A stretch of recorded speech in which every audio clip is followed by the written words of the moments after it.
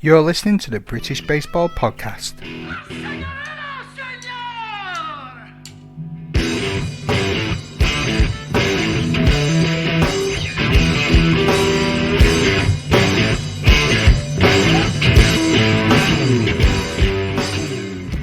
And joining me on today's edition of the British Baseball Podcast to talk about their teams, I'm joined by Richard Evans, the chairman of Bristol Baseball and the Bristol Buccaneers manager, and Rhodi Theaker, who is also the head coach of the Bristol Badgers, and they are playing out of the Southwest Baseball League. Gentlemen, how are we doing? Good in yourself, Good. mate. Yeah, I'm very well. Cheers. Yeah. Thank you very much for giving me your time and coming on to tell us about your club. But before we get into the bones of your team, would you like to tell us a little bit about yourselves, Richard and Rod? How did you get into baseball? Why don't you start, Rich? I'll start because it was longer ago, Rod. It was before you were born, probably. Yeah, that's it. Yeah. Age before BT. I think my first real memory was sitting in a cafe one morning in London reading the New York Herald Tribune, which was the sort of international version of the New York Times, and looking at the reports in the World Series. 85, it was the Kansas City Royals and St. Louis Cardinals. So it sort of fascinated me that they wrote about it in such a, I don't even know who the writer was, but they wrote about it in such a really good way. So I sort of started taking an interest then, and always, looked out for stuff. And, when the Red Sox won the World Series in 2004, that was a big thing. So you catch up on that and the history. Put that in there, didn't you? Yeah, of course, Rod, I knew you'd like that. And then I went on a drive around New England in 2014 and ended up at Fenway Park and did a tour of Fenway on a beautiful day, and it was lovely. But I also remember watching the Kansas City Royals, who came out of the wild card and went all the way to the World Series, but lost in Game 7. So I sort of, that sort of period really interested me, and that's when I sort of Googled Bristol Baseball Club and joined for the 2015 season. And I've been a cricketer all my life, but always loved baseball, and it was just I wanted to go and give it a go, just to go and experience it, and I'm really pleased that I did. Lovely. And how did you go about getting involved to chair? Did you start off playing and then work your way up through the ranks? What's your journey? Yeah, I just wanted to play, really, and but there was the sort of thing around doing lots of press stuff, dealing with the media, and because that's what I do professionally. So I got onto the committee, just dealing, sending out match reports every Monday, trying to do a bit of social media, revamping the club logos, and just looking at the website and seeing what can be done. And then I think a year later, the chairman stood down, and Tom Hollies, who's been a stalwart of the club for many years, said, "Do you fancy being chairman?" And that was it. So here I am after, I don't know, 3 years. 3 years, yeah. something like 4 that. years, maybe, yeah. 4 years, maybe, yeah. So, but being a chairman is only as rewarding as the people that you're sort of chairing with. The rest of the directors, and we've got a good bunch. Awesome. Do indeed. What sort of challenges do you sort of face as chairman? I think there's always I sort of come from a background where I think the players are the most important thing that we have, and not that it's a challenge, but our directors are quite strong personalities, and they've all got their own views of what we should be doing. So we always have healthy debates about stuff, but at the end of the day, we all want the club to succeed. Everybody challenges everybody about stuff, and that's the way it should be. And at the end of the day, we come to a democratic decision. We have a thumbs up or thumbs down on our WhatsApp group about stuff, and we get it done. But I think, moving to a new ground was a bit of a challenge. Going up into the BBF was a challenge. Coronavirus has obviously been a challenge, but the club wouldn't have been able to cope with a range of people or getting involved and doing their bit. One guy just looked after the field move from one side of Bristol to the other, did all the finance stuff, organised all the transport, everything. We just turned up and did what we had to do. Rod deals with all the coaching. And so everybody gets stuck into their own particular thing, which is what you need in a club. You can't, there's no way it can be a one-man or woman band at all. Lovely, great work. Rod, how about yourself? So yeah, my story goes back since I was pretty much knee-high to a duck, really. So I got in through my father. My dad started. He's from Cardiff, and he started playing Welsh baseball back in the day. So he grew up with that, and then he moved or immigrated to Zambia in Africa, and he joined a local baseball team there. I think, assuming it was going to be like what he was used to playing in Cardiff, but it turned out to be American baseball. And then from there, he ended up moving to South Africa, and he met a gentleman there who his child was fairly young at the time, and then my two older brothers were around 4 or 5 at the time, so they ended up starting the local baseball team there, the local baseball club. So to be honest, I was pretty much born into it, really. My dad will tell me did tell me stories of when I was 2 years old, I'd be stuck off into right field for a T-ball match when they were short. I mean, how true that is, I don't really know, but that's the story that goes. And I doubt there was a lot of playing by me. It was probably more playing in the grass and looking for bugs and worms and stuff, but that's generally the gist of it. And then, I grew up playing in South Africa, moved over here, and then, moved over here, looked for a local club. I found Bristol Baseball Club. At the time, they were playing on the far end of Bristol, which was about an hour and a half commute for me. So I thought, that's going to be a bit tough for me, particularly with work.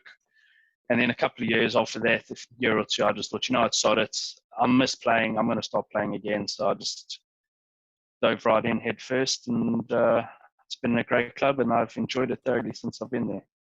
Lovely, excellent. And so, who do you think are some of the most influential players and people within Bristol baseball? For me, you go first, Rod. I think for me, Tom Hollies. So Rich mentioned him earlier, is a great shot. I've played with a lot of good players, and Tom, for me, is probably by far the most consistently good player I've ever played with. Like, he can turn on his talents on and off like it's a light switch. So he knows in those big game situations, if we need a base hit to score a run and win a game, to get a walk-off, Tom can just do that. He can just turn the switch and he'll get that done. So he's been a very big influential player, I think, for me joining in. Keith Weinberg, I think, for me as well. He's an American expat who's played with us for a long time. What I love about Keith is just his sense of humor. He knows how to lighten the mood in any situation. So he's one of those players who's just great to have in the dugout, because, you could be in a very tense game, down by a run or up by a run, and he can just say something that totally lightens the mood and just changes everybody's attitude in that dugout, which is great. Yeah. Yeah. Richard, any names you'd like to add to the list? Well, Tom, coming to the game pretty late in life, you're learning a new game, and Tom Hollies was really good at helping me sort of learn the game. And to be fair to Rod, he's been a really good coach for the club, and I think he's had a big influence on all the players. Because we are taught to play hard and win, but we're also taught to be, have fun, and once the game's over, it's into the bar and have a beer with the opposition. I think the other guy who sort of really sort of opened my eyes was an American guy called Ben Smith, who batted left-handed, and a really funny guy off the wall, but what a good baseball player. And I saw him. He pitched in his first game against the then current champions. We beat them simply because he hit a home run at his first at bat, which went into the neighbouring village. And it just really showed to me that if you grow up with a game, which he obviously did, you can learn a lot from somebody like that. You don't, and even at training, he just talked to you about stuff, but in a really good way. It was always like, yeah, man, throw me a curveball. I did strike him out once during BP, but he wasn't actually batting. He didn't have a bat in his hand, so But for me, it was just watching somebody who was naturally, and this is nothing against Rod and Tom, but he was an American. He grew up playing it. It was his life, and it was just fascinating to me to watch him do it so naturally. Yeah, if that makes sense. Yeah. So let's talk a little bit about Bristol baseball. Richard, you sent me some figures earlier. You have just short of 50 players on the roster, spread across 4 teams, including a ladies' team, and 27 more people on a waiting list to play, including another 8 women. So why is baseball so popular in Bristol? What are you doing right? I think we work hard at trying to grow the club. We have one thing that we've been keen on doing is having a 5-year development plan where we set out where we want the club to be in 5 years. What do we need to get there? What does it actually look like? And we try and stick to that. And we tick the boxes as, when we had the Buccaneers was formed, we tick that box. Women's team, we tick that box. Next on the list is a youth section. So we're going to try and tick that box. And I think it's just hard work. It is hard work running a voluntary sports club. And I'm sure every baseball club across the country has the same thing. But we do look at it in quite, well, this is the club. And, we're quite clear to people that we have to behave in a certain way. We have to do things in a certain way. We will provide everything that we can for you. We have an end of season awards night. We're trying to grow the social side of the club. But it just, you turn up on a Saturday for training and you have a great time. You learn something, you have a good time, you see your mates. You go and have a game on Sunday. It's hard fought. Win or lose, you have a good time. But I think it's making sure that people understand what the club is about and what our principles are, and we try and do it clearly. We also very lucky, we get a lot of coverage in the local media. We're on a local BBC radio show during the season 3 or 4 times. We're in the local newspapers every week on for results and stuff like that. Brilliant. So but it's hard work really, and commitment of the directors, of which we have 7, I think. To back you up, Rich, I think we've got a team of dedicated directors that we really try to run their club like a business as well. So we're not we're putting goals in place. We're looking to achieve those goals. We're making very sound financial decisions as well, which for an amateur sports club, finance is a big thing. If you haven't got the money behind you, you are going to struggle. So, which is, I think, if you were to ask us that same question 6 or 7 years ago, we'd be saying the same thing. We need to be in a position where financially we're strong, and we've been doing that hard work to get where we are as well. As Rich said, we recruit hard when it comes to the end of the season. So we always appreciate that. For a lot of people, baseball's not going to be a lifetime sport. Situations change, people have families, they move on. So we're always looking to backfill. With that, we set goals for our team. So we're very goal orientated. All of the teams will sit together at the beginning of the season and we go, look, what are we trying to get out of the season? What do we want to achieve? And we set those goals. Players have those discussions amongst themselves, so everybody is on the same hymn sheet. which is good. And then I think, like Rich said, our ethos of the club is everybody experiences that. So, like Rich said earlier, we play hard, we play to win, we don't play to lose, but we do stress that baseball is a game and games are meant to be fun. Yeah. So that's one of the things we do stress. And I think as well as, when you come to Bristol Baseball Club, you are pretty much joining a family. And as soon as, it's go time, first pitch, everyone in that dugout is fighting for each other, which is, that feeling that I think spreads through the players is why we got such a strong club as well. So, when new people come in and they experience, they think, that's great. I want to be part of this club. I want to make it better. Yeah. I think sorry, just taking on from what Rod said, I think one of the things that has changed in the last couple of years is we had two teams in the Southwest Baseball League, but the Badgers won it in 2017, and we had a decision to go and play in the BBF. So from that, my sporting life has always been, if you have a good first team, you're going to attract better players to the club. And I think whether it was a sort of conscious decision, we were going to go down that route.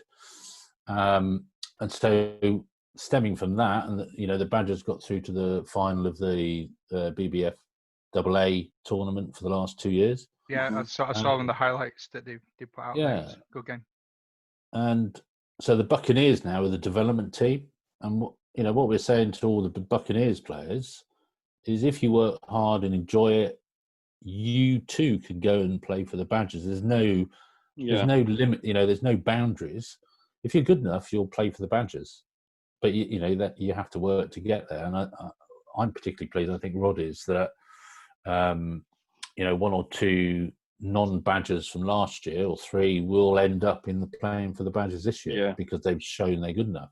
Yeah. And that we say to every player, if you put the work in, no matter how much experience you've got, if you put the work in, you too can end up playing at Farnham Park in the final of a AA national championship. It's down to you. But if you just want to play for fun, that's totally fine. Yeah.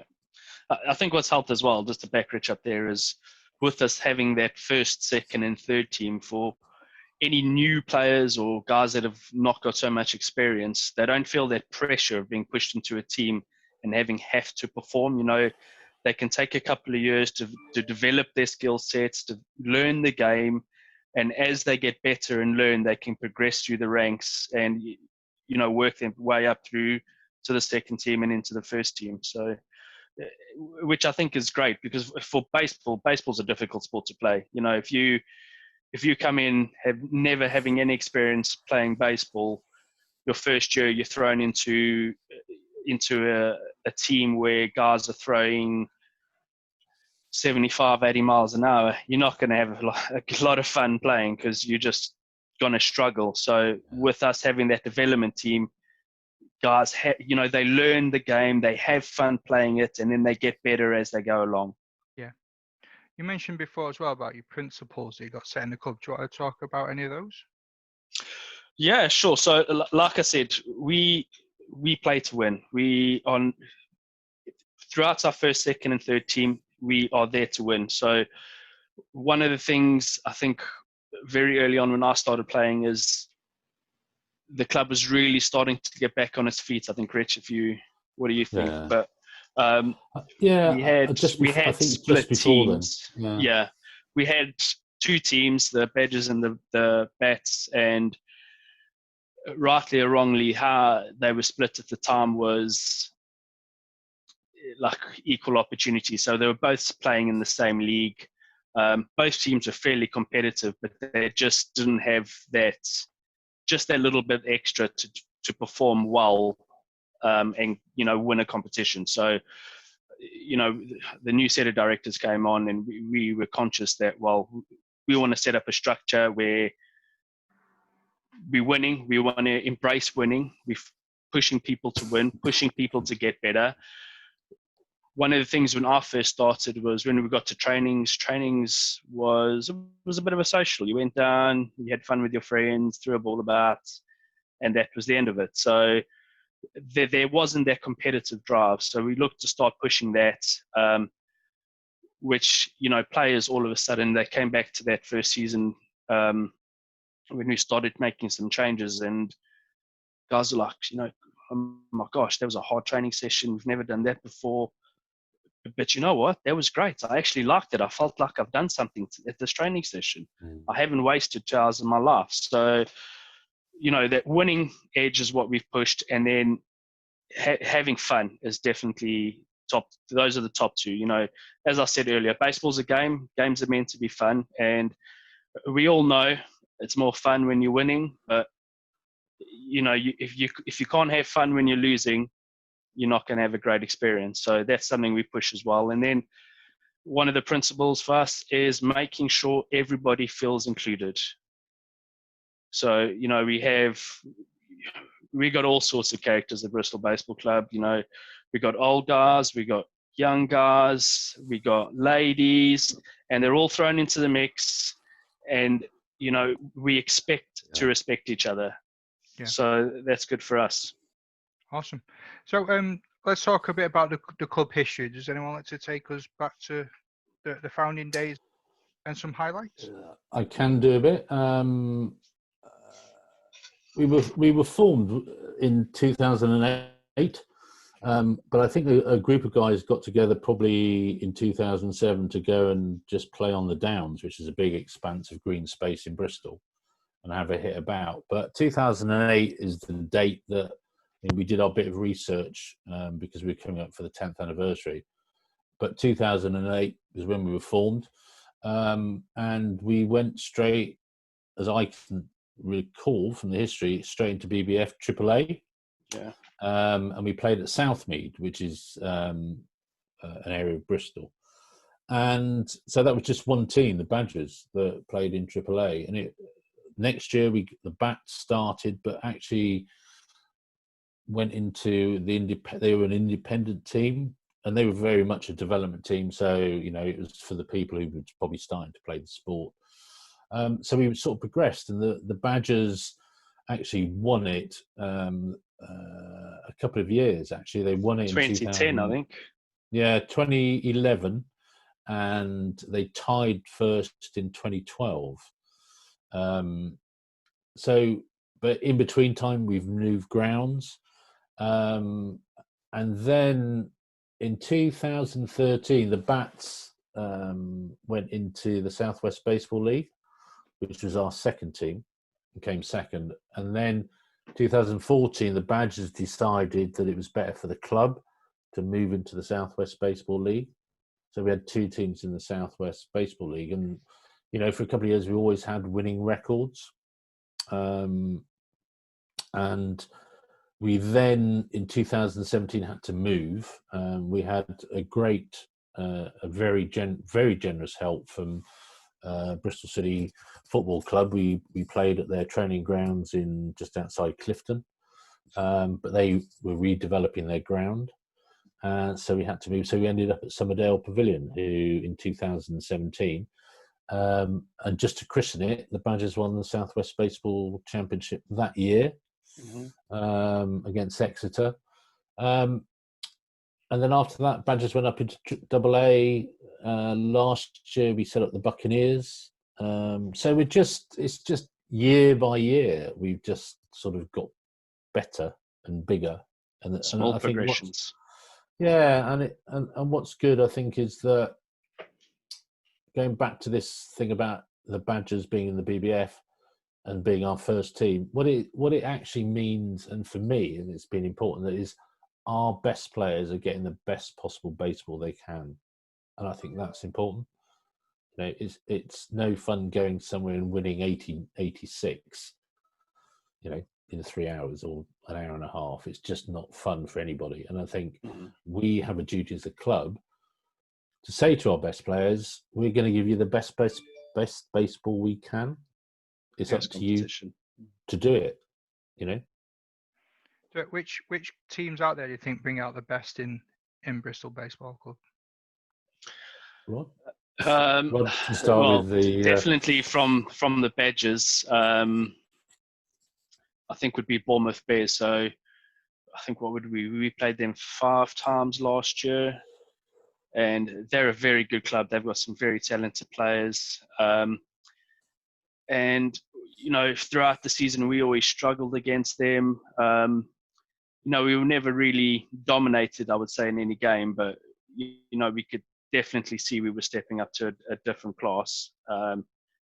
So we lost all of our league games with them, but we were always in second place. So we were always fighting them for the top. Then we got them in our final last year, and I think you could see our team really matured throughout the season because we went into that final knowing that it was them or us. And I think they went into that final, they'll probably say otherwise, but I think they walked into that final thinking, well, we've walked with Bristol on 4 occasions. This is going to be a walk in the park. We'll be done in 7 innings, and it'll be early time to the pub. But, we made it hard work. Realistically, we let ourselves down. I think we had an 8-2 lead at one point in that game, and we ended up losing, I think it was 12 to it. Yeah, something like that. So, essentially we blew the game. But they knew in the first 2 innings that we were there to fight. We weren't coming there to roll over and give them a game. So I think within the first 2 innings, their starting pitcher, they took him off. We were knocking him about left, right, and centre. And then from there, it was a battle, really. So they definitely bring us to a good level. I think for me as well, there's the Sidewinders, which are based just outside of London, I believe. They are an outstanding team. I think they're mostly Japanese with the odd couple of other, I think, Americans and a couple of other Brits in that team as well. But they, again, very well drilled, and we really had to play hard and play to our full potential to actually come away with a win against them. So, yeah, lovely. Any plans for the future? Oh, sorry, Richard. Yeah, I was just going to, because we're split between the Southwest Baseball League and the BBF. I think in the Southwest, I think Taunton, the Muskets, have always been a good team. They're very much like us. They do play hard on the field, but it's always good. You always enjoy playing them because you're going to get a good game, and you can have a chat with them afterwards. And we talk outside the games, and I think they're a good bunch actually. They're decent baseball players. They've got some really good players, and it's always going to be a good game. It's going to be some decent baseball. So yeah, I'd say Taunton. Yeah, I'd say for the bats as well, Rich, is Western is obviously quite a big game for the bats as well, given that Western are literally just round the corner for us. So they're technically in Bristol without being in Bristol. So it's a bit of a rivalry there as well. Yeah, and they've got a couple of ex-Bristol players. Yeah, who lived in Western, so they joined Western when they set up. So, and it's always good. It's always a little back and forth with Western. Really, there's a bit of history, but it's fine. There's never it's all good. It's all good as amateur sport should be. So awesome. So, are there any plans for the future? We mentioned before that there's a youth team in development. We've also just launched the women's team. Yeah, we've done really well with having women coming to training, and this year I think we had somewhere around 8, 9, 10 off the top of my head came to training, and good. They love baseball, very interested. Joe Lenton is possibly the second biggest New York Mets fan in the world. Unfortunately for her. Yeah, unfortunately for her. So she came, and all her mates came, and there was a couple of girlfriends who started playing, and it was this offer was on the table for next year, and we thought, well, yeah, because why not? We've probably got a team. We can get some more, and we've got a great field, and let's go for it. So we're really pleased that we can offer that. And since then, we did get, since it was announced, we got quite a few inquiries from women who said, "Can I come and have a go? What do I need?" He says, "Yeah, of course, we'll let you know. We can have an open day, hopefully, for the new players, for the 27 or however many it is, so they can all come and have a go, and then we can start developing them.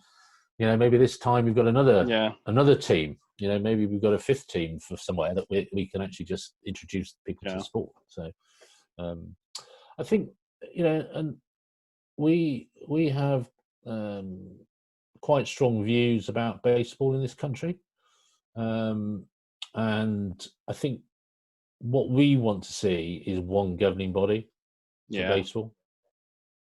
And we totally accept that there's regional differences and stuff like that, but one governing body, one competition, if you like, with regional winners or geographical divisions, whatever you call it. I think one governing body can only be good for the game. And at the moment, there's however many leagues. There's 1, 2, 3, 4, 5, 6, 7 different leagues, all running their own. I think you're in the BBL, Matt, up in Manchester. Is that right? I think the Bs are in one and the As are in pretty much similar to what you got. But don't quote me on that. I'll probably get my my wrist slapped for getting it wrong. Yeah, but if we just want everybody to sit around a table and go, we can do this. We can have one governing body that has got to be of benefit to all the clubs. Yeah. And if we can do that, then I think the standard of play will go up, because I'm sure in the darkest recesses of somewhere in the southwest there is, well, we know there are some really good players, but do they ever get a look in nationally? Probably not. How do we get we got a couple of good young players who we've tried to push forward, but and I think when the London series came over, and the Yankees, bless their cotton socks, were very generous, giving away gear, but it all went to London. Yeah. And it would be nice to see a little bit more of a national view about the development of baseball. And we don't know, we don't know how good the clubs are in the north. We all talk about AAA, AA, single A. It doesn't really mean anything, because I'm sure single A in the southwest is different from single A in the BBF or whatever. So I think that sort of approach, a national approach, and national standards and national coaching across the whole country, and Scotland and Northern Ireland and wherever, has got to be the way forward for the game. Yeah. So just to go back, Matt, and going forward for our club as well. So Rich mentioned, obviously, we're looking at, we obviously want more players. We always want more players, but with that comes a bit of a cost of, you need facilities for those players. So one thing we are looking at doing is trying to secure a second field for us. That'll certainly help us in terms of trainings and league games and all the rest, but then particularly we're trying to set up a youth section, but we do need a second diamond for that to happen. So that's one of the things we are looking at. And then, just to back up Rich there, I think, he's knocked the nail on the head there. There's so many fractions within British baseball that personally, for me, I don't think the good of the game is actually looked at. We look at what's good for the southwest, then we look at what's great for London, and we look at what's good for the north and then the northeast, but what's good for baseball in the UK, I think, gets left to the wayside. So like Rich said, I think one single national governing body would be completely beneficial. And then if it works out in a way that's split regionally, which would probably make more sense. I think for me, one of the things I've noticed playing here compared to South Africa is I can travel 3 hours for a baseball game one way. I would never travel more than 40 minutes in South Africa for a baseball game. Yeah.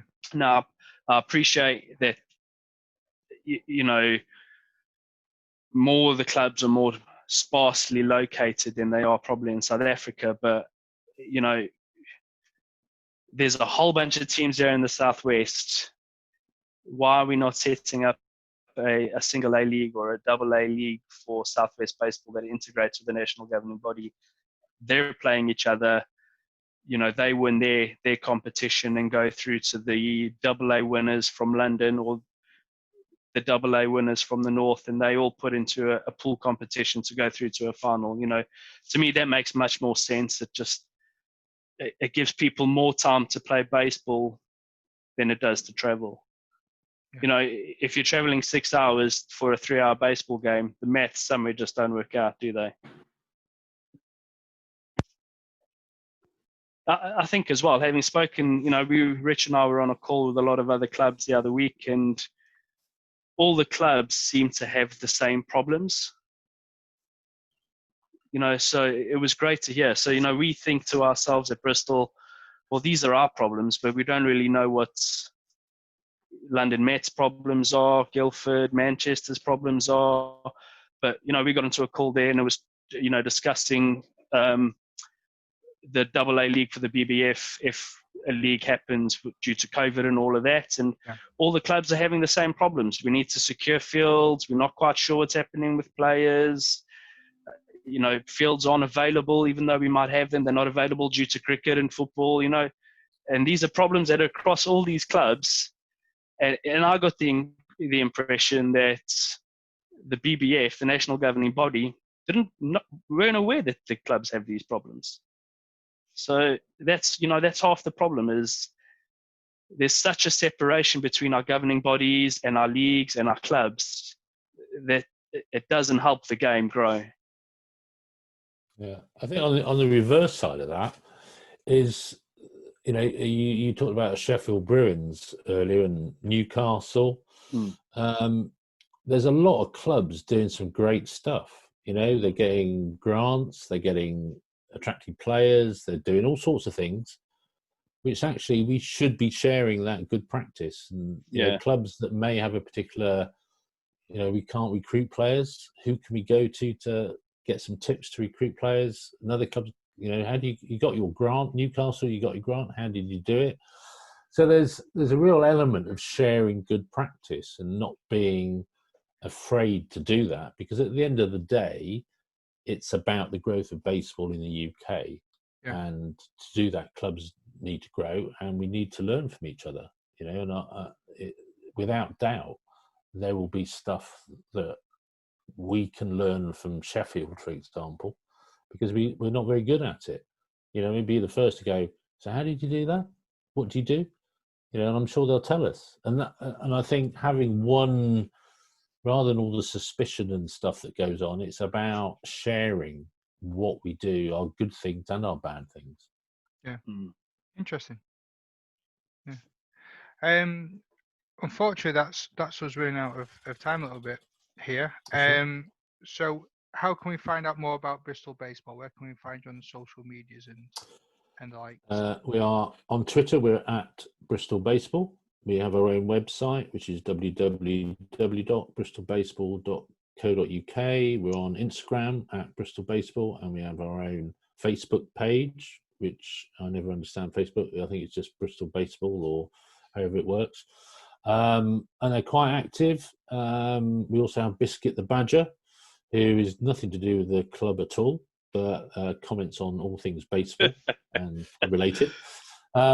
And yeah, we've got some active members on Facebook, Twitter, and Instagram, and we try and spread our news amongst them equally.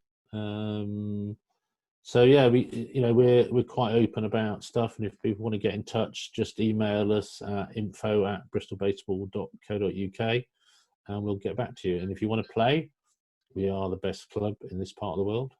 Yeah, so come and play. Best in the West. Best in the West. Nice. Excellent. So I like to leave the last word open to the. So, gentlemen, any shout outs, any parting words, anyone you want to give thanks to? I just want to have a shout out to Greg Roscoe. He was a member of ours that recently passed away a couple of weeks ago. So I know he's looking down on us, probably sharing a pint, and he's sorely missed. So just a shout out to Greg. And probably got his hat on at an Yeah. angle, which is the way he did it. And I think he was, he was a classic example of, he just bounded into the club with so much energy, and he just wanted to learn and do stuff. Sadly, he only played one game for us, and in typical Greg fashion, provided the highlight of the season probably during that game. Whether it was a good thing or a bad thing, I'm not going to say, but he was the sort of guy. We've got all sorts of the club, and he was, just an energetic, keen, wanting to do everything loud sort of player. But at the end of the day, he listened to what the coaches had to say, and in the only game he played, he batted really well. Which is what we want to see. We want to see people go from A to B, and then on and on and on. And there you go. And if you're going to take over the Rod's spot as catcher in the Badgers, then good on you. Yeah. I think, just a shout out to all the directors. I think there's a couple. Tom Turpin-Jels, who's a new guy, has been so keen. I think Joe Lenton deserves a shout out. And then Jacob Bollinger, who was our representative on the MLB The Show competition, and the e-baseball did really league, well. Yeah, the Fantasy Baseball League, which was really, really great. And to each and every member of our club, every one of the 50, that are coming to training Saturdays and Sundays. We love you.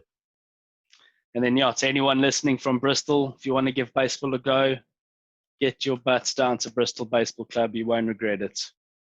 Indeed. Yeah. Indeed. Lovely.